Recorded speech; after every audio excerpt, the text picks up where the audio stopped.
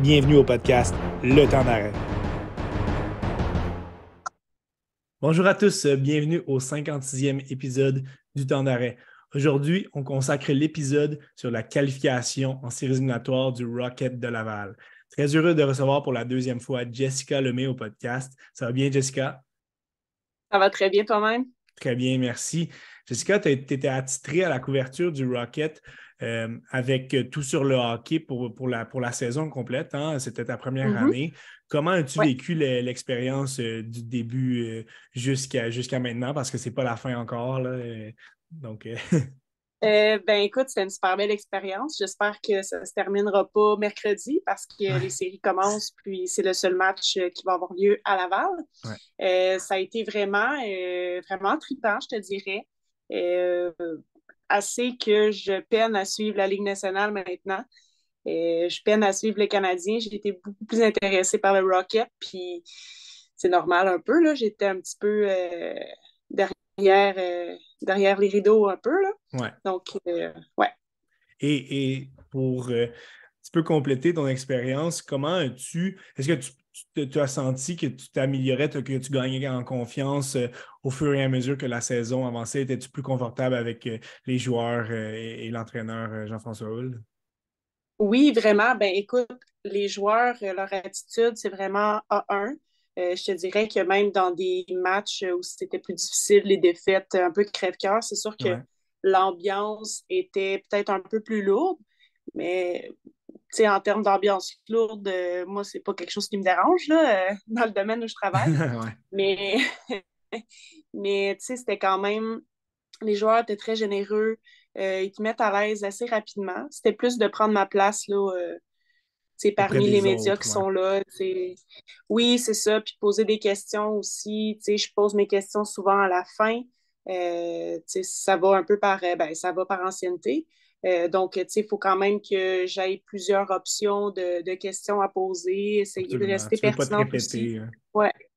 Non, c'est ça. Exact. Donc, ça a été vraiment un bel avantage et une chance pour tous les lecteurs de Tout sur le hockey de pouvoir lire tes bilans quotidiens. Donc, on a vraiment pu rentrer à pieds joints dans l'aventure du Rocket cette saison. Et on va faire une petite transition avec justement certains Mhm. moments qui se sont passés durant la saison. La dernière fois qu'on s'est parlé, à l'automne passé, le Rocket était à son quart de saison. On, Mhm. on a eu certaines difficultés, mais c'était rien à prévoir ce qui pouvait arriver. Le Rocket a vraiment touché les bas-fonds du classement cet hiver. Une participation aux séries éliminatoires devenait pratiquement utopique.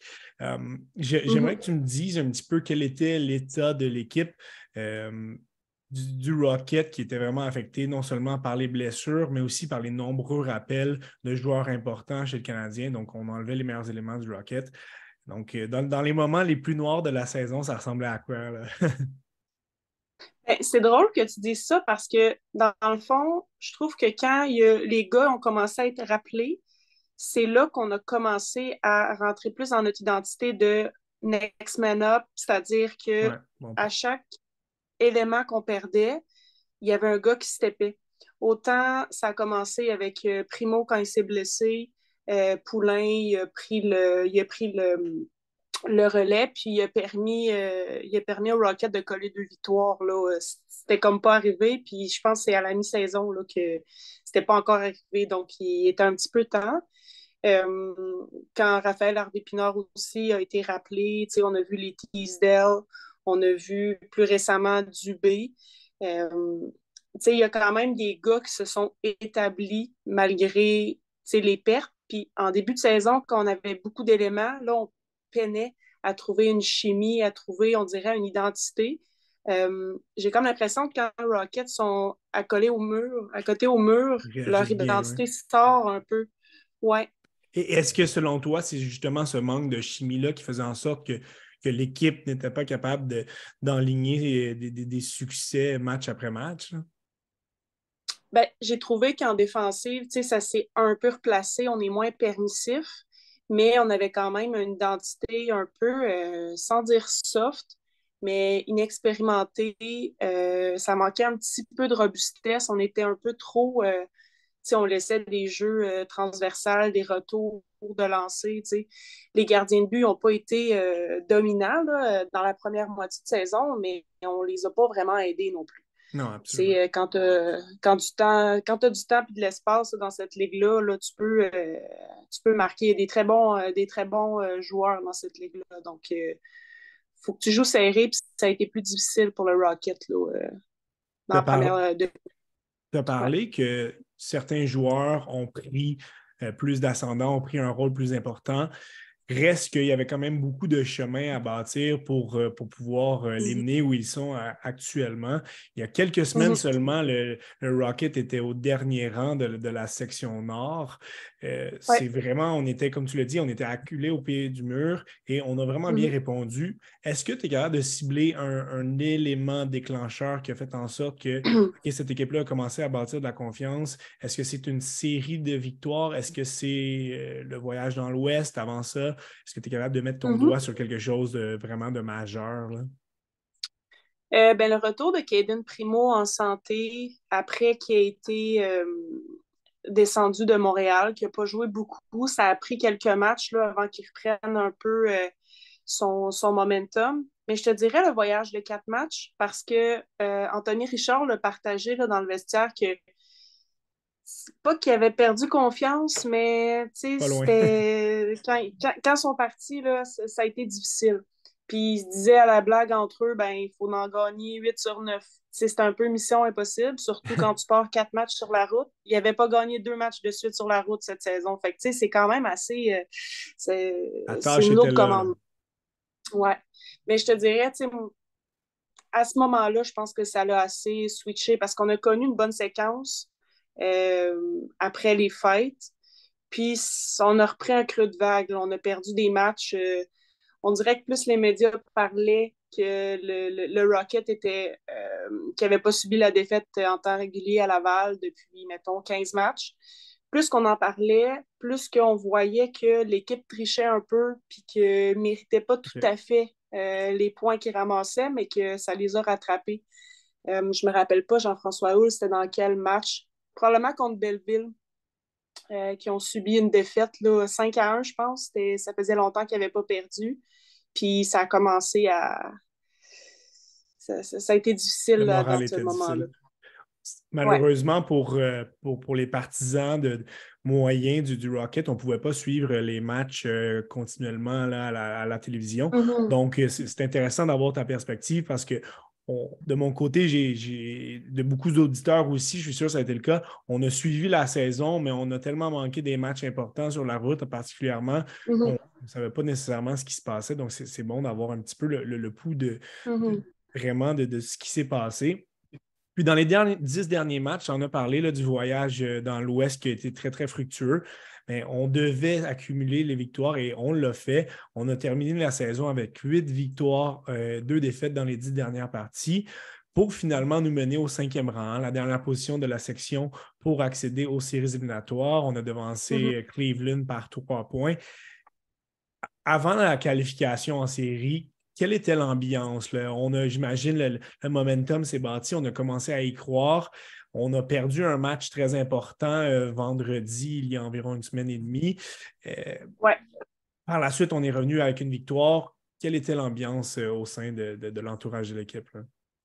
Ben, je te dirais que les gars, ils n'ont jamais lâché en termes de corps d'équipe. Euh, bon, tu parlais tantôt de qu'est-ce qui a fait la différence aussi. Tu as eu des vétérans aussi qui ont pris, je vais te donner l'exemple de Mitch Stevens, là, Ouais, en l'absence de Belzile. Ça, lui, il a vraiment marqué des gros buts. Euh, mais ce qui s'est passé entre vendredi et lundi, ben, Raphaël Harvey-Pinard est revenu. ça a paru, Yessé ouais. Lonen est revenu. Ça a comme donné un deuxième souffle offensivement, puis ça permet aussi à l'entraîneur d'avoir 4 lignes qui est capable de t'amener de l'offensive, Ouais. ce qui a fait du bien. Ça a enlevé de la pression à Richard, qui avait un petit peu plus de difficultés dans les derniers matchs.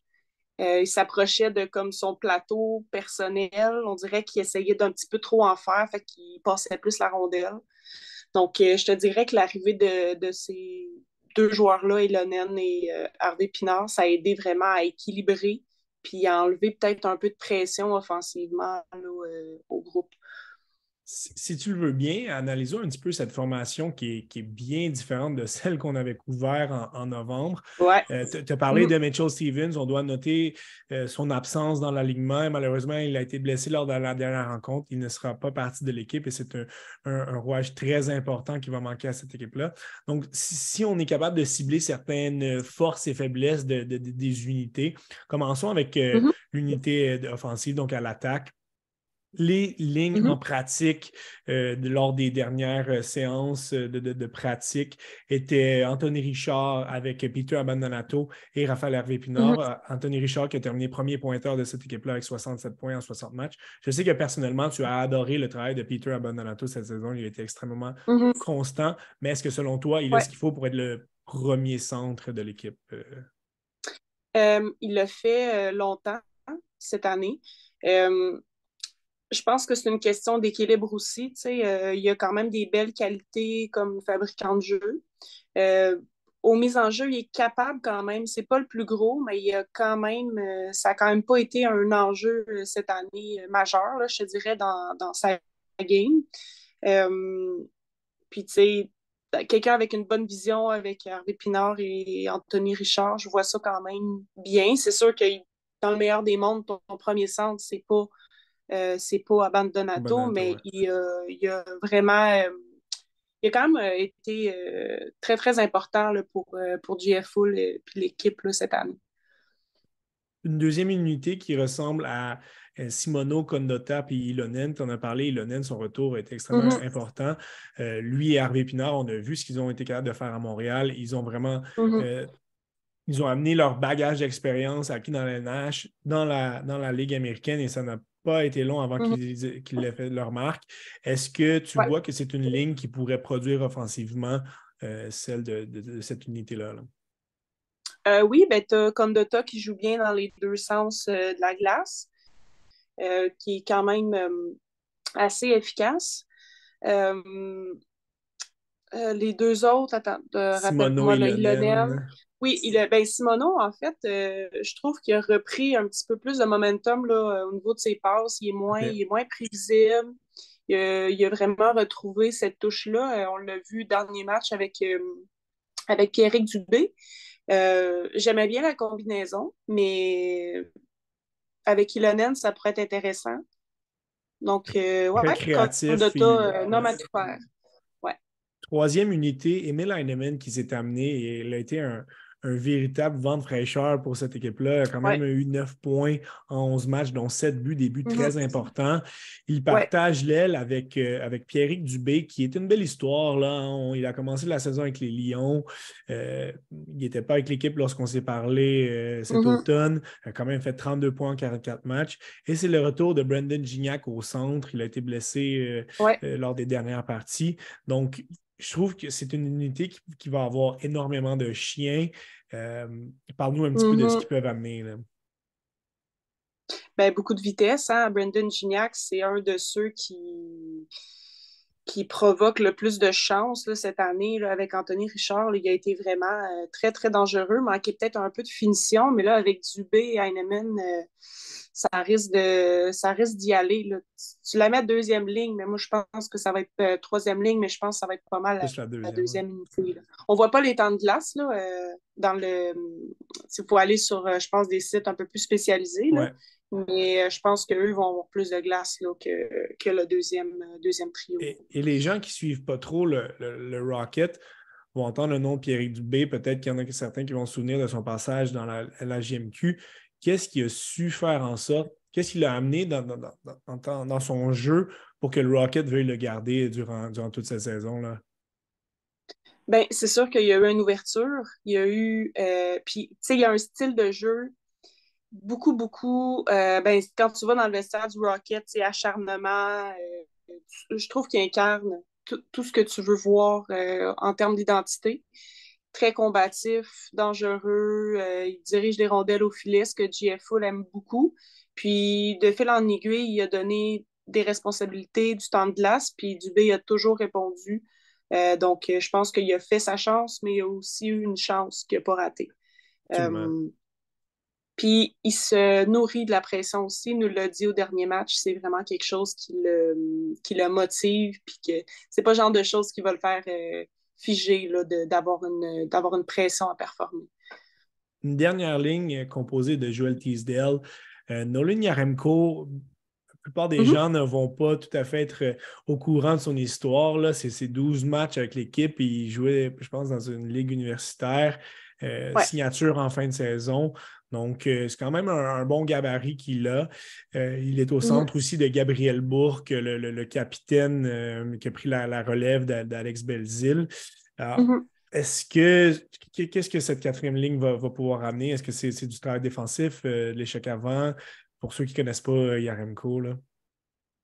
Ben, c'est sûr que c'est un gars ça fait partie de son style de jeu, de la robustesse, beaucoup d'intensité. Je suis un peu déçue de ne pas voir Michak parce que je Ouais. trouvais qu'il jouait très bien. Je pense qu'il y a 3 buts à ses 4 derniers matchs ou 4 buts à ses 5 derniers.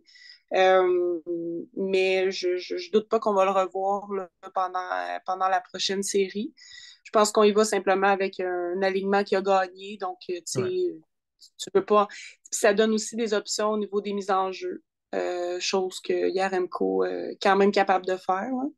Est-ce que tu viens de parler de Michak? Est-ce qu'on pourrait avoir un Martel, un Mekay aussi, si la série est un petit peu plus robuste qu'on le pensait? Est-ce que c'est quelque chose qui est envisageable s'il n'y a pas de blessure selon toi? Euh, oui, tu sais, ça va dépendre de ce que la ligne donne. Je pense que Michak, McKay et puis euh, Bourque, si je ne me trompe pas, ou Martel, il avait été vraiment bon sur la route. Là. Ça a été la meilleure OK. ligne là, dans un match super important. Je les regarde sur AHL TV, là, les matchs sur Ouais. la route. C'est quand même une belle option. C'est pas de top qualité, mais ça le fait. Là. Et là, lorsqu'on regarde l'ensemble de cette attaque-là, on se rend compte qu'il y a beaucoup de talent quand même sur les ailes. Est-ce que quand même Mhm. tu penses que c'est une ligne de centre qui est capable de faire son bout de chemin en séries éliminatoires, excluant évidemment Mitch Stevens, là? Ben, c'est sûr que ça va être difficile. Je pense qu'on est à une blessure parce que, tu sais, Ouais, avec Stevens dans l'alignement, ça va. ça change la Mais, tu donne, sais, hein. on est à une blessure là, de. Ouf. Mais Ouais, c'est d'être plus en très défensive, vulnérable. moi, que je suis. Ouais, c'est ça. Mais la défensive m'inquiète plus. Tu sais, un OK. joueur de centre, tu sais, tu peux remplacer un peu par comité, pas au niveau des mises au jeu, mais au niveau de l'implication, au niveau de l'impact. Mais en défensive, c'est un peu plus difficile. Là. Faisons justement cette transition en défensive. Notons que Mhm. Nicolas Baudin, qui a eu des moments difficiles à ses débuts avec le Rocket, s'est ensuite installé Ouais. comme étant un joueur très efficace pour la production de points, notamment. Donc, il est absent, il va Mhm. manquer les premières parties.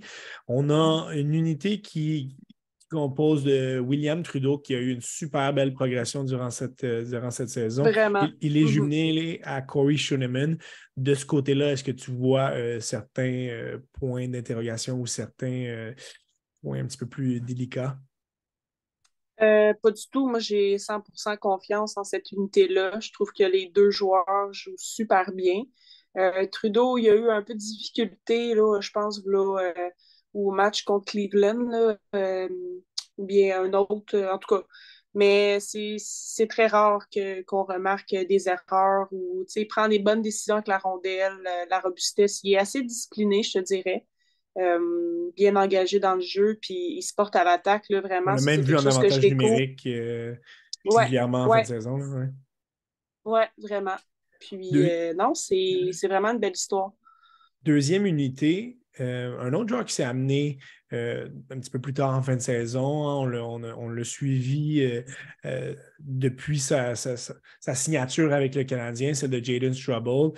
Il est jumelé à Mhm, Olivier Galipeau, qui a passé du temps avec les Lions cette année, semble avoir trouvé un petit peu plus sa chaise. Il y a eu quand même des moments un petit peu plus difficiles en fin de saison où il a un petit peu moins bien mhm, paru.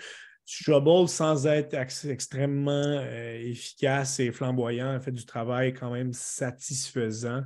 Qu'est-ce que tu penses de mhm. cette paire? Ben, j'aime beaucoup Strubble, j'aime beaucoup ce qu'il apporte. Il prend de la confiance, il est capable d'être robuste. Il joue bien la rondelle aussi. On l'a vu diriger des bons jeux là, au filet, pas en puissance, mais de façon intelligente. Jean-François Hull le trouve un peu vert avec son bâton. Là. Ouais, C'est pas tout le temps positionné pour couper les lignes de passe et tout ça, mais ça, c'est le genre de choses qui s'apprend. absolument. Le gars, il n'a jamais joué avec une demi-visière. Il faut quand même le dire. Là. Il y a quand même une adaptation, mais non, je le trouve très bon. Par contre, pas, pas de là à dire qu'il va se battre pour un poste à Montréal l'année prochaine. Ouais. Je trouve que c'est un peu exagéré, surtout devant Trudeau. Là. Je pense que Trudeau il a démontré une belle constance. Là. Je le mettrais deuxième paire pour l'instant, Strabo. OK. Mais il fait bien. Troisième paire, Mathias Norlinder, Corey Dello. Ce sont des joueurs qui sont quand même complémentaires, hein. Norlinder se porte un petit peu plus à l'attaque. Corey Dello, bon dans Mm-hmm. les deux sens de la patinoire. Est-ce qu'il y a un problème, selon toi, dans cette dynamique, ce duo-là? Ben, Norlinder, c'est sûr qu'il me déçoit cette année. Ouais. Euh, je le sens un peu plus excité sur la glace depuis peut-être que Heinemann s'est joint. Là. Je pense qu'ils ont une belle chimie ensemble, là, deux Suédois. Euh, mais tu sais, il fait un beau jeu, puis après ça, 2 minutes après, tu fais comme ah, tabarouette, tu sais. Ouais, ça se gâte. C'est pas. Tu sais, je trouve pas quand. J'ai de la misère à évaluer sa progression. Tu sais, cette OK. année, je pense que ce qu'il peut offrir, on le voit. C'est-tu de la concentration, c'est-tu de la confiance? Tu sais, je parlais avec Matt Paradis dans un autre podcast. Ouais. Est-ce que Norlinder est comme le genre de joueur à être un peu complexé? Tu sais, parce que quand il joue avec moins bon, entre parenthèses, Madison Bowie, ben, il est meilleur. Tu sais, fait que quand il y a un compagnon qui est plus solide, on dirait je trouve il est moins solide. Tu sais, il est OK. moins. Ouais. Fait que je sais pas trop. Norlinder, c'est ça. On va espérer que Je suis pas Tori très. Dello va être capable de faire en sorte que son partenaire limite les erreurs. Es-tu surprise Ouais. de voir un rôle plus effacé pour Frédéric Allard depuis son arrivée avec l'équipe, là? Il a été quand même régulièrement laissé de côté. Ouais. Je pense qu'on s'attendait peut-être à plus lors de son arrivée, là. Ouais. En même temps, tu sais, il a juste joué 5 matchs. Je trouve que c'est un petit peu. Puis, tu sais, il a joué avec. Je sais pas s'il a joué avec Norlinder tout le temps, mais OK. il a été jumelé à lui, je me rappelle. Moi, je suis quand même déçue. J'aimerais voir plus. Tu sais, il a été rappelé à Montréal. Il a travaillé beaucoup avec l'entraîneur des gardiens, mais qui fait aussi, je pense, préparation mentale parce que je OK. pense qu'à un moment donné, il s'est découragé là, quand venait pas son tour et tout ça. Fait que je Ouais. pense qu'il travaille fort pour être prêt si on fait appel à lui. Mais honnêtement, moi, je te dirais, depuis 5 matchs, j'aurais aimé le voir à la place peut-être de Galipo. Ouais. Finalement, à la position de gardien de but, on en a parlé un petit peu plus tôt dans l'épisode. Tu Mhm. as parlé que justement, depuis le retour de blessure de Caden Primo, même aussi Poulain, lorsque Primo s'est absenté, il a levé son jeu d'un cran. Et Mhm. je trouve ça un petit peu dommage que plusieurs partisans du Canadien vont se chier sur les performances de Primo dans un match donné, alors qu'il est lancé un petit peu Mhm. à froid comme ça dans un match de la Ouais. LNH pour juger ses performances, alors que évidemment, ça n'a pas tout été rose cette année à Laval, mais Mhm. lorsqu'il est dans une situation où il doit performer, mais plus souvent qu'autrement, Primo fait le travail. Donc, Ouais. est-ce que pour toi, c'est une position c'est une position clé pour le Rocket et est-ce que c'est un avantage par rapport à d'autres équipes potentielles, là?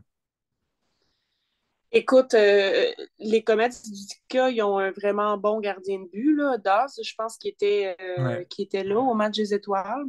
Très solide, mais honnêtement, Primo, si il garde les buts comme Primo peut le faire, on peut aspirer à quelque chose parce qu'au niveau de l'attaque, là, c'est très solide. Tu sais, si ouais, Primo peut venir sauver un peu, c'est sûr qu'il faut mieux jouer défensivement, mais Primo, quand il est dans sa bulle, contrôle bien ses retours, tue le jeu, plus combatif, là, il est assez difficile à battre. Mais c'est une position très ingrate. Hein? Oui, vraiment. Faisons justement cette transition vers cette série de premier tour. Hein. C'est une série 2 de 3, donc ça peut être très rapide. Deux Mhm. victoires et une équipe peut être à la maison. On Mhm. affronte à compter de mercredi les Comets de TK, le club école des Devils du New Jersey qui ont terminé à Mhm. seulement 4 points du Rocket. Il faut mentionner qu'ils ont quand Mhm. même eu une séquence difficile lors de la fin de saison. On parle de 4 Ouais. victoires, 4 défaites et 2 autres en supplémentaire dans leurs 10 derniers matchs. Ce sont des équipes qui se connaissent bien. Qu'est-ce qui est à prévoir selon toi dans de cet affrontement de premier tour?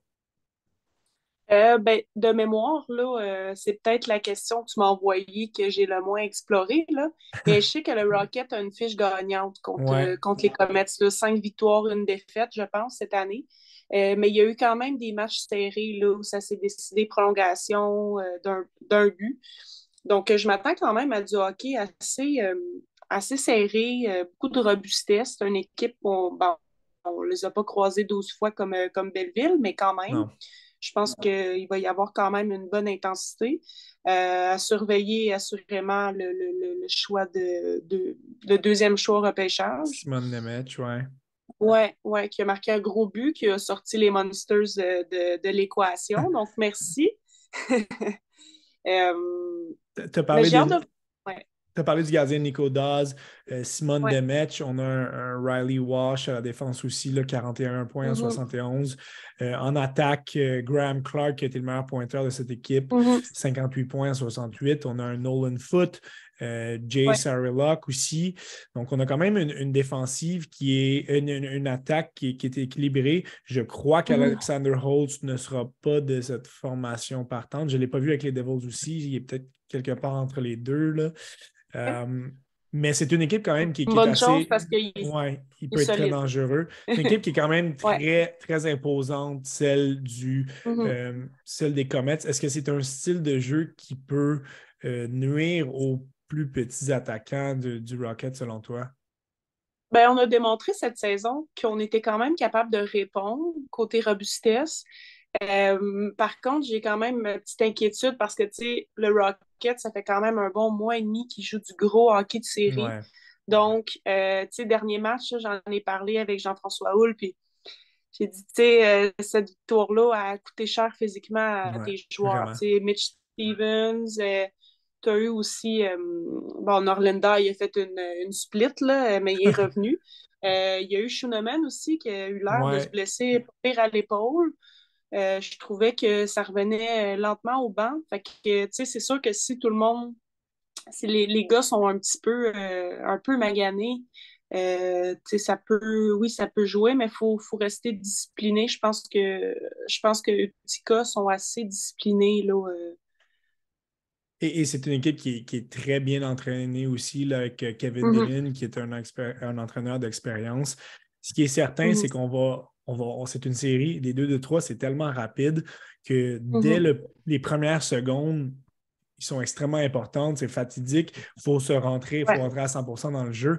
Et ouais, dépendamment de quand les gens vont écouter l'épisode, probablement ce soir, mercredi, ce soir pour ceux qui écoutent, mais ça va être le premier match à la Place Belle. Et ce qui est certain, c'est que ça va être une ambiance qui va être survoltée. Les billets ouais. sont partis extrêmement rapidement. Mhm. On voit vraiment qu'il y a un buzz autour du Rocket, peut-être parce que la saison du Canadien est finie. On a voulu vraiment être derrière notre club école. Parle-moi un petit peu de Mhm. l'ambiance à Laval dans ces dernières parties, là. Ben, c'est complètement fou, là. J'ai vraiment eu une émotion au dernier match, là, quand la sirène de la fin du match a sonné. C'était vraiment spécial. Je pense que l'année passée, c'était très intense aussi, Ouais, mais collègue Anthony Marcotte mentionnait que là, on était ailleurs. Là. Je pense que les gens acceptent qu'on soit en reconstruction, ben, ils l'acceptent plus, ils l'ont vu, ils voient un peu ce que c'est. Tu sais, cette année, on a vu plusieurs joueurs passer à Montréal, on ouais. s'attache à ces gars-là, on voit des belles histoires aussi. Donc, je pense que l'intérêt du Rocket va vraiment grandir je pense que cette année, l'année prochaine, si on va voir des jeunes, moi, je pense que Farrell risque de commencer Il à risque d'être là, Laval. ouais. Même Harvey Pinard, je veux dire, ça dépend ce qu'on fait au niveau du marché des échanges, mais puis, à connaître ce que Hughes et Garton veulent faire, je pense qu'il y a d'autres jeunes qui pourraient arriver aussi. Fait que, je Il y a de trouve qu'on est dans un l'engouement, là, ouais. moment, oui, oui, vraiment. Puis, c'est vraiment parfait parce que les gars veulent, Richard est venu pour ça. Il a signé à Montréal pour ça, Absolument. C'est ce pour qu'il a vivre ces dit, là. séries-là. Il a dit, Ouais, j'ai signé à Laval pour faire les séries. Merci ouais. beaucoup, Jess, d'avoir mis la table pour justement, on espère un long parcours éliminatoire, hein. On espère que les gens qui n'ont pas pu se dénicher un billet pour aller voir le Rocket auront une autre opportunité, qu'on viendra à Mhm. bout des Comets. On se souhaite un long parcours comme l'année passée. Ça avait vraiment rallié les gens et l'ambiance à Montréal, là, le Montréal vibrait au rythme du Rocket, donc c'était fantastique. Donc, c'était vraiment très apprécié d'avoir eu tes perspectives, tes analyses aussi qui ont été faites dans le cadre de ton travail avec tout sur le hockey. Donc, on est vraiment très chanceux ici au temps d'arrêt de t'avoir eu. Donc, merci beaucoup pour ta participation. C'est très gentil d'avoir été là encore une fois. Ben, merci, ça me fait plaisir. Puis, à une prochaine fois. On va se croiser, espérons-le, au match. On va se souhaiter une victoire. Alors, bon match à tous les partisans du Rocket. On va se souhaiter des longues séries et bonne chance au Rocket en vue de ces éliminatoires. Merci.